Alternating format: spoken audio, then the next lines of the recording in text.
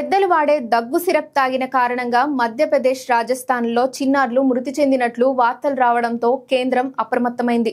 2 ఏళ్లలోపు చిన్నారులకు దగ్గు, జలుబు మందులు సూచించడం కానీ, ఇవ్వడం కానీ చేయకూడదని రాష్ట్ర ప్రభుత్వాల్ని నిర్దేశించింది. ఈ మేరకు కేంద్ర వైద్య ఆరోగ్య శాఖ శుక్రవారం అన్ని రాష్ట్రాల వైద్యారోగ్య సేవల డైరెక్టర్లకు లేఖలు రాసింది. చాలా సందర్భాల్లో ఎలాంటి మందులు వాడకుండానే దగ్గు సమస్య దానంతట అదే తగ్గిపోతుంది. అందువల్ల 2 ఏళ్లలోపు చిన్నారులకు దగ్గు, జలుబు మందులు రాయడం కానీ, ఇవ్వడం కానీ చేయకూడదు. సాధారణంగా ఇలాంటివి 5 ఏళ్లలోపు చిన్నారులకు సిఫార్సు చేయరు.